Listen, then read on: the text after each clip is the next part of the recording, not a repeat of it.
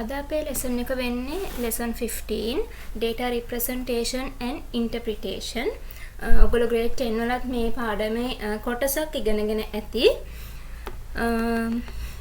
අපි බලමු මේ පාඩමේ යටතේ අපිට මොනවද කතා කරන්න තියෙන්නේ කියලා. පළවෙනි topic එක තමයි limits and boundaries of class intervals. ඔයගොල්ලෝ කලින් අහලා ඇති මොනවද limits කියන්නේ මොනවද boundaries කියන්නේ මොකක්ද class interval එකක් කියලා කියන්නේ කියලා. ඊළඟට අපි ඉගෙන ගන්නවා histogram අඳින්න මේ lesson එකේදී. ඊළඟට frequency polygon, cumulative frequency curve. මෙන්න මේ තුනම මේ data graphically represent කරන්න පුළුවන් ක්‍රම තුනක් තමයි. ඒ කියන්නේ මේවා graphs. histogram එක කියන්නේ එක graph එකක්, frequency polygon එක කියන්නේ තව graph එකක්, cumulative frequency curve එක කියන්නේ තවත් graph එකක්. මෙන්න මේ තුන තමයි අපි පාවිච්චි කරන්නේ සාමාන්‍යයෙන් data graphically represent කරන්න. ඊළඟට අපි ඉගෙන ගන්නවා quartiles කියන්නේ මොනවද, කොහොමද quartiles හොයන්නේ. ඊළඟට ඉගෙන ගන්නවා interquartile range එක කියන්නේ මොකක්ද, කොහොමද interquartile range එක හොයන්නේ කියලා. මේ lesson එක ගොඩක් වැදගත් වෙනවා ඔයගොල්ලෝ A level mathematics කරන්න ඉන්නවා නම්. අපිට statistic lesson එකක් එනවා ඔයගලන්ට. ඒ lesson එක යටතේ මෙන්න මේ ඔයගොල්ලෝ මේ ඉගෙන ගන්න data representation and interpretation කියන එක තව වැඩි දියුණු කළා තමයි ඒකේ ඉගෙන ගන්න තියෙන්නේ. ඉතින් A level maths කරන්න බලාපොරොත්තු වෙන ඉන්න කට්ටිය හොඳින් මේක ඉගෙන ගන්න. හරි. අපි යමු අපේ පළවෙනි topic එකට, limits and boundaries of class intervals. එතකොට අපි බලමු මොනවද මේ limits and boundaries කියන්නේ, මොකක්ද class interval එකක් කියන්නේ සහ ඇයි අපිට class interval එකක් ඕනේ වෙන්නේ. දැන් අපිට මෙන්න මේ වගේ data set එකක් දුන්නම මේ data set එකේ දැන් මෙතන කියන the following in data of the heights of 30 students. students 30කගේ heights තමයි record කරලා තියෙන්නේ මෙතන centimeters වලින්. එතකොට අපිට දැන් මේ විදිහට data set එක දුන්නම කිසිම idea එකක් ගන්න බෑ මේ data set එක දිහා බලලා මොකක්ද මේකේ maximum value එක, මොකක්ද minimum value එක, median එක මොකක්ද, average එක මොකක්ද, කිසිම දෙයක් අපිට පේන්නේ නැහැ. calculate කරන්නත් හරිම අමාරුයි මේ විදිහට තිබ්බම. ඉතින් අපි මේ data ටික යම්කිසි පිළිවෙලකට සකස් කරගන්න එක අපිට වැදගත් වෙනවා. අපි ඒ data set එකේ ගැන නොයෙකුත් information ලබා ගන්න නම්. ඉතින් අපි බලමු ඇයි අපිට class interval එකක් අවශ්‍ය වෙන්නේ කියලා. If the range of the data is large, then the data is divided into class intervals. අපි දන්නවා කොහොමද range එක හොයන්නේ කියලා data set එකක. range එක කියලා කියන්නේ maximum value එක, ඒ data set එකේ maximum value එක එකෙන් අඩු කරන්න ඕනේ minimum value එක. මේ තියෙන්නේ subtracting the least value of the data from the highest value of the data. හරි. එතකොට ඔයගොල්ලෝ මේ data set එක දිහා බලමු. ඔයගොල්ලන්ට පේන්නේ 158 තමයි මේකේ maximum value එක. 130 තමයි minimum value එක. එතකොට 158න් 130 අඩු කරාම අපිට 28ක් කියලා එනවා range එක. හරි. මේ data set එකේ range එක. එතකොට range එක සාමාන්‍යයෙන් ටිකක් වැඩි නම්, ඒ කියන්නේ 1 2 3 ඒ වගේ නෙවෙයිනේ. එතකොට range එක ටිකක් වැඩි නම් අපි ගොඩක් හොඳයි මේ data set එක class intervals වලට කඩලා ඉවර වෙලා represent කරන එක. හරි. අන්න ඒ වෙලාවට තමයි අපි class intervals පාවිච්චි කරන්නේ. එන්නේ මේ විදිහට අපි class intervals යොදාගෙන මේ data set එක represent කළාම අපි කියනවා ඒක group frequency distribution එකක් කියලා. හරි. ඒ කියන්නේ frequency එක අපි මේ data set එකේ frequency එක අපි class intervals වලින් තමයි දක්වන්නේ. එතකොට ඒ જાතියේ frequency distribution එකක තියෙන්න පුළුවන් class intervals ගණන තියෙන්න ඕනේ 5ත් 10ත් අතර. ඒ කියන්නේ class intervals උපරිම 10ක් තියෙන්න පුළුවන්, ඊට වඩා තියෙන්න බෑ. අවම තියෙන්න පුළුවන් 5යි. හරි. ඊට වඩා අඩු වෙන්නත් බෑ. ඊළඟට class interval එකක size එක අපි මුලින්ම බලමු මොකද්ද මේ class interval එකක් කියන්නේ කියලා. පොඩි example එකක් අරගෙන මේ තියෙන්නේ. ක්ලාස් ඉන්ටර්වල්ස් කියන්නේ මෙන්න මෙහෙම. මෙතන ඉන්ටර්වල් එක ක්ලාස් ඉන්ටර්වල් එක තියෙනවා. ඒ රේන්ජ් එකේ පවතින ෆ්‍රීකවන්සි එක මෙතන දාලා තියෙනවා. ඒ කියන්නේ උදාහරණ දැන් අපි අර කලින් එක්සැම්පල් එකට තමයි මේ group distribution එක frequency distribution එක හදලා තියෙන්නේ class intervals වලින්. දැන් මෙතන තියෙන්නේ height එක 130ත් 135ත් අතර ළමයි 3 දෙනෙක් ඉන්නවා කියන එක. එතකොට ඒ කියන්නේ height එක 130න් පටන් අරන් 135ට අඩු. ඒ කියන්නේ 134 දක්වා ළමයි 3යි ආයෙමත් 135 ඉඳන් 140ට අඩු. ඒ කියන්නේ 139 ළමයි 7 දෙනයි ඉන්නේ මේ විදිහට. මෙහෙම ක්ලාස් ඉන්ටර්වල්ස් 1 2 3 4 5 6ක් තියෙනවා මෙතන. එතකොට අවම තියෙන්න පුළුවන් 5යි, උපරිම තියෙන්න පුළුවන් 10යි. ඒක තමයි කිව්වේ. ඊළඟට ක්ලාස් ඉන්ටර්වල් එකක සයිස් එක කියන්නේ මෙන්න මේ ඉන්ටර්වල් එකේ රේන්ජ් එක 130 ඉඳන් 135ට කීයක්ද? 5යිනේ. අන්න ඒක තමයි සයිස් එක කියන්නේ. අපි මේ සයිස් එක හොයන්නේ මෙන්න මේ විදිහට. අපි රේන්ජ් එක බෙදන්න ඕනේ අපිට අවශ්‍ය ක්ලාස් ඉන්ටර්වල්ස් ගණනින්. දැන් උදාහරණයක් විදිහට අපි මෙන්න මේ data set එකේ රේන්ජ් එක හෙව්වා අපිට 28ක් කියලා ආවා. හිතන්න ඔයගලන්ට ඕනේ ක්ලාස් ඉන්ටර්වල්ස් 6ක්. හරි? ක්ලාස් ඉන්ටර්වල්ස් 6ක් ඕන නම් ඔයගලන්ට තියෙන රේන්ජ් එක 6ෙන් බෙදන්න. එතකොට රේන්ජ් එක 6ෙන් බෙදුවම ඔයගලන්ට එනවා 4.66 කියලා ආන්සර් එක. මෙන්න මේ ආන්සර් එකට කිට්ටුම ඉන්ටීජර් එක තමයි අපි ගන්න. කිට්ටුම කියන්නේ අඩු වැලියු එක නෙමෙයි වැඩි වැලියු එක. දැන් මෙතන කිට්ටුම ඉන්ටීජර් එක වැඩි පැත්තෙන් ගත්තොත් 5, අඩු පැත්තෙන් ගත්තොත් 4. එතකොට වැඩි පැත්තෙන් කිට්ටුම ඉන්ටීජර් එක තමයි අපි ක්ලාස් ඉන්ටර්වල් එකේ සයිස් එක විදියට ගන්න. එතකොට මෙතන 4.6 එක කිට්ටු වෙන්නේ වැඩි පැත්තෙන් 5ට. එතකොට එහෙනම් මේ ඔයගලන්ගේ data set එක class intervals වලට බෙදුවොත් class intervals 6කට එක interval එකක range එක එහෙම නැත්නම් size එක 5යි. එන්නේ මේ විදිහට ඔයගලන්ට class intervals වලට බෙදන්න පුළුවන් size එක 5 වෙච්ච. එහෙම බෙදුවම එන්න පුළුවන් ආකාර දෙකක් තියෙනවා class intervals මෙන්න මේ විදිහට.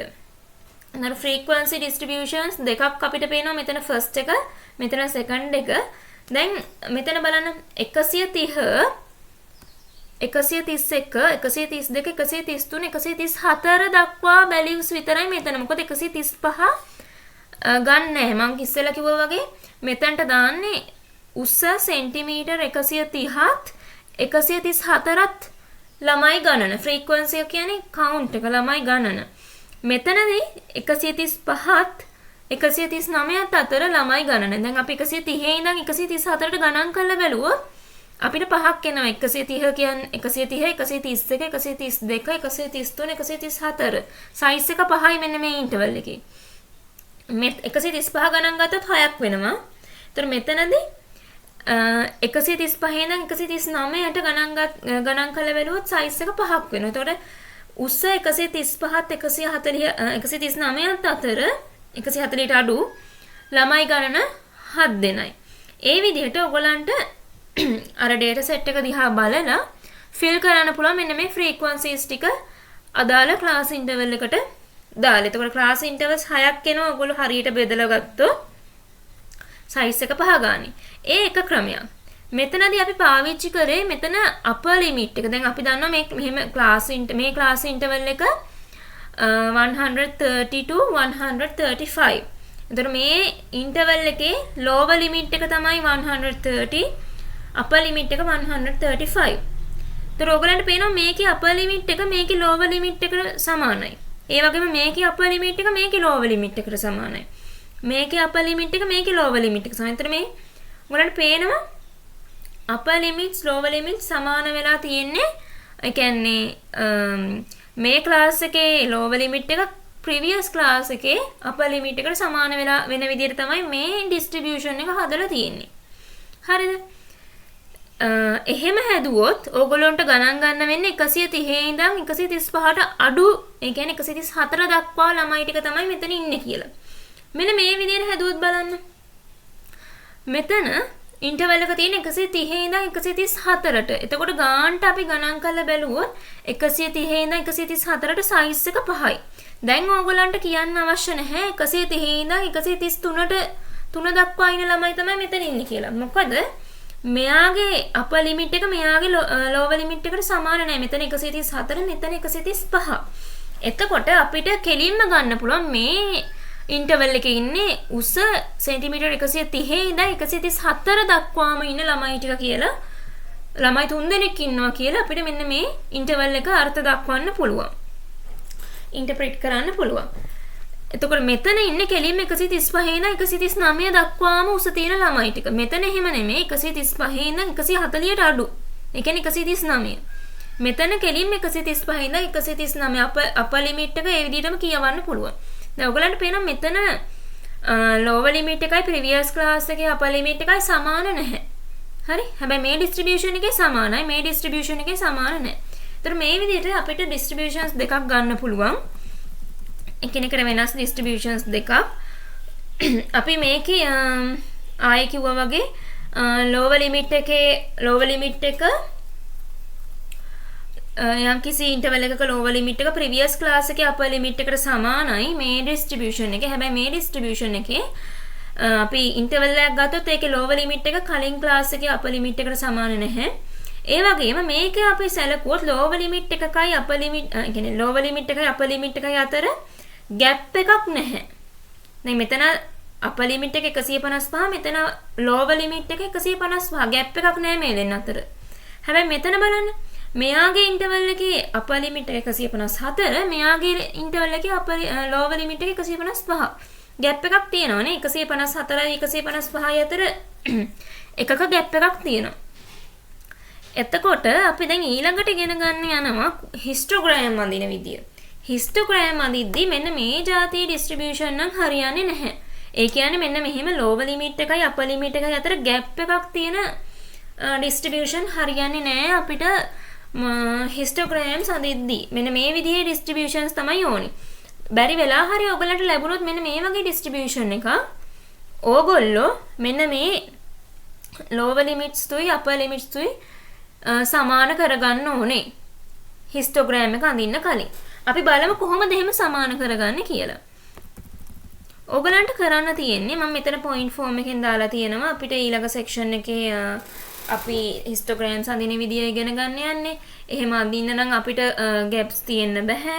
අපි කොහොමද මේ ගැප්ස් අයින් කරගන්නේ? අපි කරන්නේ අපේ ලෝවර් ලිමිට් එකෙන් හරි ලෝවර් ලිමිට් එකෙන් 0.5 අඩු කරනවා අපර් ලිමිට් එකට ඇඩ් කරනවා 0.5 මේ තියෙන්නේ in order to remove those gaps 0.5 is subtracted from the lower limit and 0.5 is added to the upper limit of every class interval. ඔයගලන්ට කරන්න තියෙන්නේ මෙන්න මේ gaps ටික සමාන කරගන්න නම් සෑම lower limit එකකින්ම 0.5 ගානේ අඩු කරගෙන යන්න. සෑම අපර් ලිමිට් එකකටම 0.5 ගානේ ඇඩ් කරගෙන යන්න. හරි? මෙන්න මේ විදිහට එනවා එතකොට. ඔයගලන්ට කලින් ලෝවර් ලිමිට් එක තිබ්බේ මෙතන 130 නේ 130න් 0.5 අඩු කරාම 129.5යි 134ට 0.5 ඇඩ් කරාම 134.5යි. එතකොට ඊළඟට අපිට තිබ්බේ ඊළඟ ක්ලාස් ඉන්ටර්වල් එකේ ලෝවර් ලිමිට් එක 135 135න් 0.5ක් අඩු කරාම ආයිමත් 134.5යි. හරි? ඔයගලන්ට පේනවා මෙන්න මේ ලෝවර් ලිමිට් එකයි අපර් ලිමිට් එකයි සමාන වෙලා. හරි? ඒ වගේම අපර් ලිමිට් එකටත් 0.5 ඇඩ් කරන්න ඕනේ. ඒ විදිහට හැම ලෝවර් ලිමිට් එකකින්ම 0.5 සබ්ට්‍රැක්ට් කරලා හැම අපර් ලිමිට් එකකටම 0.5 ඇඩ් කරන්න ඕනේ. එතකොට ඔයගලන්ට ක්ලාස් ඉන්ටර්වල්ස් වල ලෝවර් ලිමිට්ස් අපර් ලිමිට්ස් සමාන වෙලා එනවා. මෙන්න මේ විදිහට පත් කරගත්තට පස්සේ අපිට හිස්ටෝග්‍රෑම්ස් අඳින්න පුළුවන්. හරි? අපි බැලුවේ මෙන්න මේ විදිහට ලෝවර් ලිමිට්ස් අපර් ලිමිට්ස් අසමාන වෙලාවේදී කොහොමද සමාන කරගන්නේ කියලා මේ විදිහට ඩිස්ට්‍රිබියුෂන් එක දුන්නොත් ප්‍රශ්නයක් නැහැ. හැබැයි මේ විදිහට දුන්නොත් අපි සමාන කරගන්න ඕනේ අනිවාර්යයෙන්ම හිස්ටෝග්‍රෑම්ස් අඳින්න කලින්. මම හිතනවා ක්ලාස් ඉන්ටර්වල්ස් කියන එක තේරුණා කියලා. අපි බලමු ඊළඟට කොහොමද හිස්ටෝග්‍රෑම්ස් අඳින්නේ කියලා. මොනවද මේ හිස්ටෝග්‍රෑම්ස් කියන්නේ? A histogram is a graphical representation of a grouped frequency distribution. හරි? අපි කතා කරා අපි data set එක class intervals වලට කඩලා represent කරාම අපි ඒකට කියනවා group frequency distribution එකක් කියලා. අන්න ඒ විදිහේ group frequency distribution එක graphically represent කරන එක විදිහක් තමයි histograms. ඊළඟට අපිට තියෙනවා frequency polygon එක, ඊළඟට cumulative frequency curve එක තියෙනවා. ඒ දෙකත් graphically represent කරන තවත් ක්‍රම දෙකක්. පළවෙනි විදිය තමයි histograms. එතකොට histograms වල අපි frequencies පෙන්වන්නේ rectangular columns වලින්. ඒකේ height එකෙන් තමයි අපි frequency එක represent කරන්නේ. කියන්නේ මෙන්න මේ විදිහට අපිට interval එක තියෙනවා. මෙන්න මේ frequency එක අපි rectangle එකක් එහෙම නැත්නම් bar එකක් ඇඳලා තමයි පෙන්වන්නේ. ඒ bar එකේ height එකෙන් අපිට frequency එක represent කරන්න පුළුවන්. අපි බලමු histogram එක අඳින විදිය. ඔයගලන්ට පැහැදිලි වෙයි කොහොමද අඳින්නේ කියලා. හරි? histogram එක අඳින්න කලින් ඕගොල්ලෝ boundaries of the class intervals අපේ class intervals වල boundaries horizontal axis එකේ mark කරගන්න ඕනේ. හරි? මේ තියෙන්නේ අපේ class intervals ටිකනේ. එතකොට මේ boundaries 129.5 ඉඳන් 134.5 මේ boundaries අපි horizontal axis එකේ mark කරගන්න ඕනේ. අපි මේ example එකම ගමු histogram එක අඳින්න. කලින් එකම. එතකොට මෙන්න මේ විදිහට ඔයගලන්ට පේනවා පළවෙනි class interval එකේ boundaries දෙක තමයි මේ තියෙන 129.5 134.5. මේ විදිහට 129.5 134.5 mark කරන්න. ඊළඟට 134.5 139.5 139 අපිට දැන් කොහොමද 134.5 ඉන්නවනේ. මොකද මම කලින් කිව්වා වගේ මේ ක්ලාස් එකේ lower limit එක කලින් ක්ලාස් එකේ upper limit එක සමානයි. සමාන කරගන්න හේතුව තමයි මෙන්න මේක. දැන් මෙතන 134.5 තියෙන හින්දා අපිට ලේසි 139.5 විතරයි මාක් කරන්න තියෙන්නේ. අනිත් දේ තමයි මේ histogram එකේ bars අතර හිඩසක් තියෙන බෑ. ඒ bars එකිනෙකට touch වෙලා තියෙන්න ඕනේ. අන්න ඒ property එක අපි satisfy කරගන්න ඕනේ හින්දා තමයි මෙන්න මේ class intervals අතර gap එක remove කරන්නේ. එතකොට අපි right පළවෙනි class interval එක mark කරා, දෙවෙනි එකත් mark කරා, තුන්වෙනි එක 139.5 ඉන්න 144.5 mark කරන්න. ඒ වගේ upper limits ටික mark කරගෙන යන්න. ඊට පස්සේ ඔයගලන්ට කරන්න තියෙන්නේ දැන් ඔයගොල්ලෝ මේක අඳින්නේ graph papers වලනේ. එතකොට හරිය scale එකක් අරගෙන අඳින්න ඕනේ. අපි horizontal axis එකේ intervals වල boundaries දාන්න ඕනේ. vertical axis එකේ දාන්න ඕනේ frequency එක. එතකොට frequency එක බලලා දැන් මෙතන maximum value එක 10 නේ. ඔයගලන්ට මෙතන හරියට scale එක බලලා maximum value එක 10 වෙන විදිහට දාගන්න පුළුවන්. ඊට පස්සේ ඔන්න ඔය විදිහට හදාගත්තට පස්සේ axis දෙක ඔයගලන්ට තියෙන frequency එක mark කරන්න. 129.5ත් 134.5ත් අතර height එක තියෙන ළමයි 3 දෙනයි. එහෙනම් ඔයගලන්ට පුළුවන් මෙන්න මේ විදිහට 3 තියෙන 2යි 4යි අතරනේ. මෙන්න මෙහෙම 3 එන විදිහට rectangular bar එකක් නැත්නම් column එකක් අඳින්න. height එක 3ක් වෙන්න ඕනේ. ඒ කියන්නේ මෙන්න මේ interval එක අතර height එක තියෙන ළමයි ඉන්නේ 3යි. 3 දෙනයි. ඒක තමයි මේ පෙන්නන්නේ. ඊළඟට 134.5ත් 139.5ත් අතර ළමයි 7 දෙනෙක් ඉන්නවා. මේ තියෙන්නේ 7 6යි 8යි අතරනේ 7 තියෙන්නේ. එතකොට එහෙම ළමයි 7 දෙනෙක් ඉන්නවා මෙන්න මේ ඉන්ටර්වල් එකේ. ඒ වගේ 139.5ත් 144.5ත් අතර ළමයි 10 දෙනෙක් ඉන්නවා. එතකොට මේ ඉන්ටර්වල් එකේ ළමයි ඉන්නවා 10ක්. එතකොට ඔයගොල්ලෝ මෙන්න මේ බාස් වලින් පෙන්වන්න ඕනේ ෆ්‍රීකවන්සි එක. බා එකේ height එකෙන් පෙන්වන්නේ ෆ්‍රීකවන්සි එක. ඒ විදිහට ඔයගලන්ට පුළුවන් මෙන්න මෙහෙම එක ක්ලාස් ඉන්ටර්වල් එකට අදාළ ෆ්‍රීකවන්සි එක ඒ height එකෙන් පෙන්වන්න. එකම දේ තමයි ඔයගොල්ලෝ මතක තියාගන්න ඕනේ මෙන්න මේ ක්ලාස් බවුන්ඩරිස් ටික නිවැරදිව මාක් කරන්න horizontal axis එකේ. අනිත් එක මේ බාස් එකිනෙක ටච් වෙලා තියෙනවා. මේ දෙකක් අතර ગેප් එකක් පවතින්න බෑ. ඒතකොට histogram එක වැරදි. හරි මෙන්න මේ වගේ graph එකකට අපි කියනවා histogram එකක් කියලා. තව ඔයගලන්ට මේකේ පොඩි දෙයක් notice වෙනවා ඇති මෙන්න මෙතන. මෙතන නිකන් අපි අකුලලා වගේ තියෙනවා horizontal axis එක හේතුව තමයි දැන් අපි දන්න සාමාන්‍ය බිඳුවට පස්සේ 1 එහෙම නැත්නම් 2 තියෙන්න පුළුවන් 3 4 එහෙම තියෙන්න පුළුවන්. දැන් මෙතන කෙලිම බිඳුවට පස්සේ 129.5. ඒ කියන්නේ 129.5 කියන්නේ සාමාන්‍යයෙන් axis එකේ ගොඩාක් දුර තියෙන්න ඕනේ value එකක්. අපි මෙන්න මෙතන axis එක අකුලලා පෙන්නලා තියෙන්නේ මෙන්න මේ අතර values අපිට වැඩක් නැහැ කියන එක. කියන්නේ අපිට කෙලින්ම ඕනේ 129.5නේ. මෙතන බිඳුවේ ඉඳන් කෙලින්ම 129.5 ගත්තොත් මෙන්න මෙතන අතර gap එකයි මේ දෙකක් අතර තියෙන gap එකයි සමාන නැහැ. සාමාන්‍යයෙන් horizontal axis එක අතර තියෙන gap සමාන වෙන්න ඕනේ. අන්න ඒක නැති කරන්න තමයි මෙතන අපි අකුලලා වගේ දාලා තියෙන්නේ.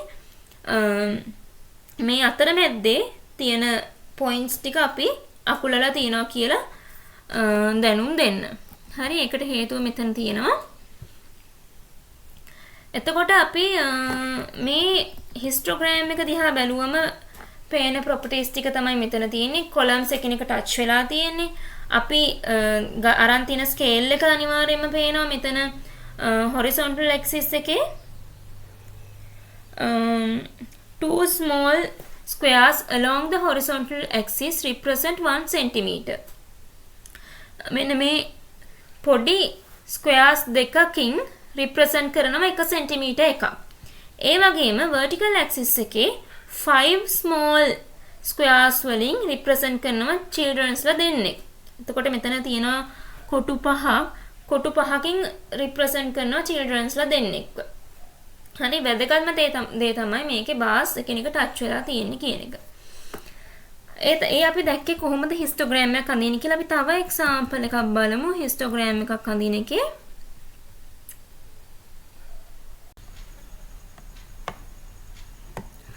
හරි අපි ඊළඟ example එක තමයි මේ තියෙන්නේ. අපිට intervals දීලා තියෙනවා class intervals මේ විදිහට සහ frequencies ටික දීලා තියෙනවා. කලින් විදිහටම ඔයගලන්ට කරන්න තියෙන්නේ මෙතන මුලින්ම class intervals වල boundaries ටික horizontal axis එකේ එහෙම නැත්නම් x axis එකේ mark කරගන්න. ඊට පස්සේ මේ frequencies ටික vertical axis එකේ frequencies දිහා බලලා rectangular columns වලින් එහෙම නැත්නම් bars වලින් represent කරන්න තියෙන්නේ. අපි එතකොට මේ class intervals ටික mark කරගෙන ගියොත් බිඳුවේ ඉඳන් 10ට 10 ඉඳන් 20ට 20 ඉඳන් 30ට 30 ඉඳන් 40ට 40 ඉඳන් 50ට දැන් ඔයගලන්ට පේනවා මේ example එකේ නම් දැන් මේකේ upper limit එක මේකේ lower limit එකට සමානයි. මේකේ upper limit එක මේකේ lower limit එකට සමානයි. හින්දා කිසි ගැටලුවක් නැතුව අපිට කෙලින්ම horizontal axis එකේ mark කරන්න පුළුවන් boundaries ටික. එහෙම අසමාන වෙලා තිබුණොත් ඔයගලන්ට අර විදිහටම කලින් example එකේ වගේ lower limit එකෙන් 0.5 අඩු කරලා upper limit එකට 0.5 add කරන්න ඕනේ. ඊට පස්සේ class intervals වල lower limits upper limits සමාන කරගත්තට පස්සේ තමයි histogram එක අඳින්න වෙන්නේ. දැන් මේක නම් ලේසියෙන්ම අඳින්න පුළුවන්. ඔයගලන්ට පේනවා 0.10ත් අතර frequency එක 4යි. එතකොට මේ bar එකේ height එක 4ක් එන විදියට අඳින්න තියෙන්නේ. ඊළඟ interval එකේ frequency එක 5යි. එතකොට ගානට බලලා දැන් මෙතන කොටු 5ක්නේ තියෙන්නේ. 1 2 3 4 5 පොඩි small squares 5කින් ස්ටුඩන්ට්ස්ලා දෙන්නෙක්ව represent කරලා තියෙන්නේ. එතකොට 2.5 මෙතන කොටු 2.5ක් ගියාට පස්සේ තමයි 5 පෙන්වන්න වෙන්නේ. ඒව හරියට බලලා අපි අඳින්න ඕනේ. ඊළඟ interval එකේ frequency එක 12යි.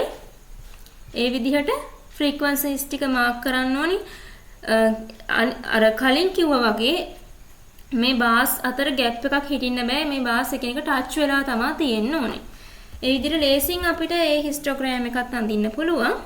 අපි තව example එකක් බලමු class intervals වල size එක අසමාන වෙලාවට. හරි? දැන් මෙතන a frequency distribution based on the marks of 40 students in a term test is given below. දැන් ඔයගලන්ට දීලා තියෙනවා term test එකක ළමයි ලබාගත් ලකුණු class intervals වලට කඩලා frequencies දාලා. එතකොට මෙතන තියෙන්නේ ලකුණු 0.10 අතර ළමයි දෙන්නෙක් ඉන්නවා 10ත් 20ත් අතර 4 දෙනෙක් ඉන්නවා 20ත් 30ත් අතර 6 දෙනෙක් ඉන්නවා ඔය විදිහට ඉන්ටර්වල්ස් කඩලා තියෙන්නේ. මේක දිහා අපි හොඳට බැලුවොත් දැන් මෙතන මේ ක්ලාස් ඉන්ටර්වල් එකේ සයිස් එක 0 ඉඳන් 10 වෙනකන් කියන්නේ 10යි. මේ ක්ලාස් එකේ 10යි සයිස් එක. මේකෙත් 10යි නේ 20 ඉඳන් 30 කියන්නේ 10යි. මේකේ 30 ඉඳන් 40 කියන්නේ 10යි. මේකේ 40 ඉඳන් 50 කියන්නේ ඒත් 10යි. මේ ඉන්ටර්වල් එක බලන්න 50 ඉඳන් 70. මේ ක්ලාස් ඉන්ටර්වල් එකේ සයිස් එක 20යි. දැන් මේ ඔක්කොගෙම 10යි මේකේ 20යි. ක්ලාස් ඉන්ටර්වල් එකේ සයිස් එක වෙනස් වෙලා. මේ ක්ලාස් ඉන්ටර්වල් එක සැලකුවොත් 70 ඉඳන් 100 කියන්නේ සයිස් එක 30යි. ඒතර මේකේ 20යි මේකේ 30යි අනිත් හැම එකකම සයිස් එක 10යි. දැන් ඔයගලන්ට පේනවා මේ distribution එක group distribution එකේ class intervals වල sizes සමාන නැහැ. මේ දෙන්නගේ sizes වෙනස්. මේකේ 20යි මේකේ 30යි අනිත් ඔක්කොලගෙම 10යි. මේ වගේ වෙලාවකට histogram එක අනිද්දි පොඩ්ඩක් කල්පනාකාරීව අඳින්න ඕනේ. ඔයගලන්ට කරන්න තියෙන්නේ දැන් මෙතන අනිත් අයගේ class intervals වල size එක 10යිනේ. මෙයා 20යි මෙයා 30යි. මෙයා 20 කියන්නේ අර කලින් අයගේ ක්ලාස් ඉන්ටර්වල් එක වගේ දෙගුණයක්. මෙයා 30 කියන්නේ කලින් අයගේ ක්ලාස් ඉන්ටර්වල් එක වගේ තුන් ගුණයක්. එතකොට ඕගොල්ලෝ මෙන්න මේ ෆ්‍රීකවන්සි එක මේ ක්ලාස් ඉන්ටර්වල් එක අනුව සකස් කරන්න ඕනේ. දැන් බලන්න මෙතන මම දාලා තියෙනවා 50 ඉඳන් 70 කියන ක්ලාස් ඉන්ටර්වල් එකේ සයිස් එක 20 නිසා ඒක මේ අනිත් ක්ලාස් ඉන්ටර්වල් එකේ සයිස් එක වගේ දෙගුණයක්නේ 2 times නේ. ඒ හින්දා අපි මේ ෆ්‍රීකවන්සි එක දෙකෙන් බෙදන්න ඕනේ. මොකද මෙතන මේ ක්ලාස් ඉන්ටර්වල් එකේ සයිස් එක වගේ දෙගුණයක් තියෙන හින්දා ෆ්‍රීකවන්සි එක දෙකට බෙදන්න ඕනේ. ඔයගලන්ට පැහැදිලි වෙයි හිස්ටෝග්‍රෑම් එක දිහා බැලුවා නම් දැන් මෙතන 50 ඉඳන් 70 වෙනකම් කිව්වම මෙන්න මේ හැම එකක් අතරම ગેප් එක 10. හරි? මෙතන ગેප් එක 20යිනේ. එතකොට මෙතන 10 ඒවා දෙකක්. 10 ඒවා දෙකක්. එතකොට ෆ්‍රීකවන්සි එක මේ ඉන්ටර්වල් එකේ 8නේ. right? 8නේ. එතකොට මේ 8 අපිට 10 ඉන්ටර්වල්ස් දෙකක 4 දැක්වුවනම් හරි නේද? දැන් මේ බලන්න ඔයගොල්ලෝ මෙන්න මෙතන 60 50 ඉඳන් 60 වෙනකන් එක ඉන්ටර්වල් එකක් කියලා සලකලා ගත්තොත් 4යි. 60 ඉඳන් 70 වෙනකන් එක ඉන්ටර්වල් එකක් කියලා ගත්තොත් 4යි. ඒතර මෙතන 4යි. මෙතන 4යි ඔක්කොම 8යි. හරි? එතකොට ඒකයි අපි මේ ඉන්ටර්වල් එක අතර තියෙන ෆ්‍රීකවන්සි කට දෙකට බෙදලා 4ක් කියලා දැම්මේ. එතකොට අපිට අර 10 ඉන්ටර්වල්ස් දෙකකින් රිප්‍රසන්ට් කරනවා වගේ ගන්න පුළුවන් හින්දා. මෙන්න මේ ෆ්‍රීකවන්සි එක දෙකෙන් බෙදුවම 4යි අපි. එතකොට ඒ සම්පූර්ණ ඉන්ටර්වල් එකේ 4ක් ඇඳලා රිප්‍රසන්ට් කරා. ඒක හරියට 10 ඉන්ටර්වල්ස් දෙකක 4 ගානේ රිප්‍රසන්ට් කරාම 8 එනවා වගේ. ඊළඟ ඉන්ටර්වල් එකේ සයිස් එක 30යි. 30 කියන්නේ කලින් ඉන්ටර්වල්ස් වල සයිස් එක 10 වගේ 3 ගුණයක්. හරි? එහෙනම් මෙන්න මේ ෆ්‍රීකවන්සි එක අපි 3ෙන් බෙදන්න ඕනේ. මොකද මෙතන මේ ඉන්ටර්වල් එකේ සයිස් එක 30යි. ඒක කලින් ඉන්ටර්වල්ස් වල සයිස් එක වගේ 3 ගුණයක් හින්දා අපි මේ ෆ්‍රීකවන්සි එක 3ෙන් බෙදලා තමයි දාන්නේ. මොකද 70 ඉඳන් 100 කියන්නේ 10 ඉන්ටර්වල්ස් 3ක්. 1යි 2යි 3යි. එතකොට 3 අපේ සම්පූර්ණ ෆ්‍රීකවන්සි එක 6නේ. එතකොට මම දෙකේම 3ක් දැම්මනම් 6 එනව නේද? දැන් මේ 10 ඉන්ටර්වල් එකේ දෙකක් තියෙනවා. මේ 10 ඉන්ටර්වල් එකේ දෙකක් තියෙනවා. මේ 10 ඉන්ටර්වල් එකේ දෙකක් තියෙනවා. දෙකේම 3ක් 6යි. අන්න ඒ විදිහට අපිට මෙන්න මේ 6 කියන ෆ්‍රීකවන්සි එක රිප්‍රසන්ට් කරන්න පුළුවන්. මෙන්න මේ ලොකු ඉන්ටර්වල් එකේ 70 100 කියන ඉන්ටර්වල් එකේ. එතකොට අපි කරේ මොකක්ද? 70 ඉඳන් 100 වෙනකන් ඉන්ටර්වල් එකේ සයිස් එක 30 කියන්නේ අනිත් ඉන්ටර්වල් වල සයිස් එක වගේ 3 ගුණයක්.